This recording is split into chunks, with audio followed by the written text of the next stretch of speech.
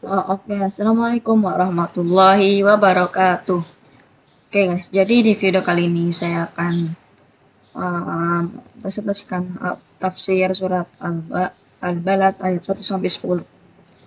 Surat Al-Balad ayat 1 yang berbunyi A'udzubillahi minasyaitonirrajim. La uqsimu bihadzal balad, yang artinya aku bersumpah dengan negeri ini.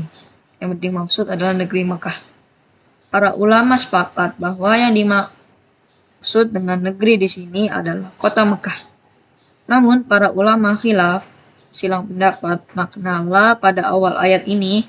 Pendapat pertama mengatakan la di sini adalah untuk membantah, seakan-akan Allah membantah persangkaan orang-orang musyrik yang mengatakan tidak ada hari kebangkitan. Lalu Allah melanjutkan bersumpah dengan Mekah bahwasanya hari kiamat itu benar adanya. Yaitu seakan-akan Allah berkata, tidak benar prasangkaan kalian wahai kaum musyrikin bahwa tidak ada hari kiamat. Sungguh aku bersumpah dengan kota ini. Ini adalah tafsirnya. Lanjut ayat kedua. Yang berbunyi wa antahillum bihadzal balad, yang artinya dan engkau Muhammad bertempat di negeri Mekah ini. Tafsir. Ada 3 pendapat di kalangan ahli tafsir tentang maksud dan engkau halal di kota Mekah ini. Pendapat pertama mengatakan ayat ini bermakna lebih-lebih engkau berada di kota Mekah ini, sehingga Allah berhak bersumpah dengan kota Mekah. Lebih-lebih Nabi Muhammad berada di kota tersebut. Ayat ketiga yang berbunyi wawalidin wa ma walad, artinya dan demi pertalian bapak dan anaknya. Ada 2 pendapat di kalangan para ulama tentang makna ma pada ayat ini.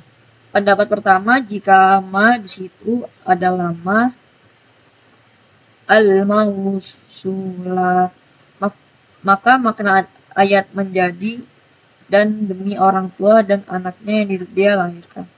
Pendapat kedua, jika ma di situ adalah man nafiyah, maka makna ayat menjadi dan demi orang yang melahirkan dan orang yang tidak bisa melahirkan atau mandul.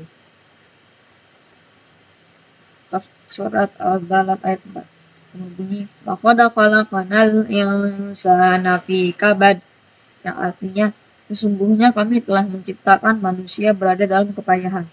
Tafsir. Allah bersumpah dengan 4 perkara pada 3 ayat sebelumnya untuk menegaskan bahwa manusia itu tercipta dalam kesulitan dan kepayahan. Allah ingin membantah persangkaan sebagai orang bahwa dunia ini bisa ditempuh dengan senang-senang tanpa kesulitan sama sekali. Padahal Allah telah menjadikan manusia dalam keadaan sulit dan payah sepanjang hidupnya. Bahkan sejak lahirnya, sebagaimana yang dijelaskan oleh Imam Al-Qurtubi rahimahullah, bahwa seorang anak sejak lahir sudah mengalami kepayahan. Ayat ke-5 yang berbunyi ayahsabu alai yaqdiru alaihi ahad, artinya apakah dia manusia itu mengira bahwa tidak ada sesuatu pun yang berkuasa atasnya, sehingga dia bebas melakukan kemaksiatan, bebas melakukan apa yang dia inginkan, seakan-akan dia cuma hidup sekali dan tidak akan dihidupkan lagi pada hari kiamat kelak. Apakah setelah tubuhnya jadi hancur dan tulang belulangnya berubah menjadi tanah, Allah tidak mampu membangkitkannya? Lihat At-Tahrir wa At-Tanwir 25:1.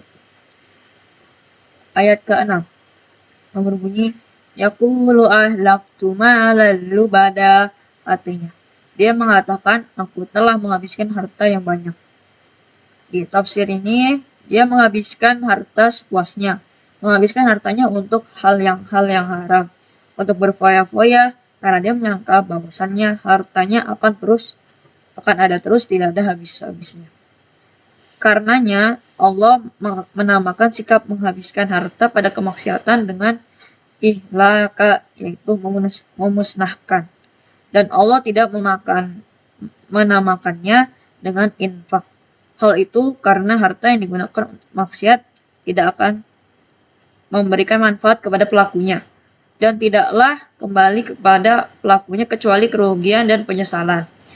Lain halnya dengan orang yang berinfak di jalan Allah, maka ia telah berdagang dengan Allah. Ia akan mendapatkan keuntungan yang berlipat-lipat ganda.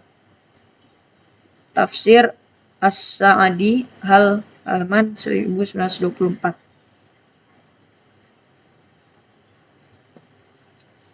Ayat ke-7 yang berbunyi ayahsabu allam yarahu ahad. Artinya, apakah dia mengira bahwa tidak ada sesuatu pun yang melihatnya? Tafsir, orang ini tatkala berkata, ahlaktu malal lubada, aku telah menghabiskan harta yang banyak, ia mengucapkan dengan kesombongan, yang menyombongkan harta yang banyak yang telah ia hambur-hamburkan dalam kemaksiatan. Dahulu, orang-orang jahiliyah berbangga-banggaan dalam menghambur-hamburkan uang untuk hal-hal yang tidak bermanfaat. Bahkan, mereka menganggap sikap seperti ini adalah kemuliaan.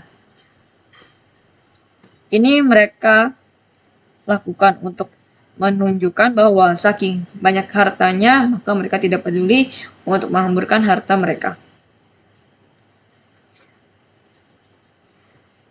Ayat ke-8. Alam naj'al lahu 'ainain. Artinya, bukankah kami telah menjadikan untuknya sepasang mata? Tafsir, Allah ingin menunjukkan karunia Allah kepada manusia. Allah telah memberikan kepadanya kenikmatan lisan, kenikmatan dua bibir, dan kenikmatan dua mata. Ini diantara kenikmatan yang sangat besar, kedua mata untuk melihat kegunaan dan kebesaran Allah dalam ciptaannya. Lisan dan kedua bibir yang bisa digunakan untuk mengungkap isi hati. Demikian juga membantu untuk makan dan minum, serta menambah indahnya rupa. Tafsir Ibnu Katsir.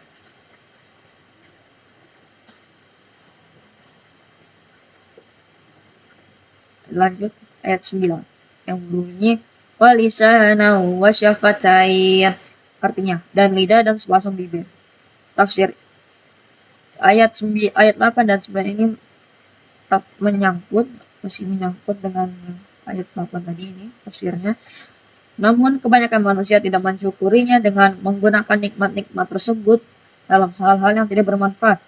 Lisan yang diberikan oleh Allah tidak digunakan untuk berzikir, melainkan hanya ucapan yang sia-sia saja. Mata yang diberikan oleh Allah digunakan untuk melihat hal-hal yang haram. Lanjut surat Al-Balad ayat 10 yang berbunyi wahadainahun najdain. Artinya, dan kami telah menunjukkan kepadanya dua jalan, kebajikan dan kejahatan. Tafsir, yaitu Allah telah menjelaskan kedua jalan tersebut dengan sejelas-jelasnya agar manusia mengikuti jalan kebaikan dan meninggalkan jalan keburukan. Oke, terima kasih sudah menonton. Berikut adalah presentasi tentang tafsir surat Al-Balad ayat 1 sampai 10. Wassalamualaikum warahmatullahi wabarakatuh.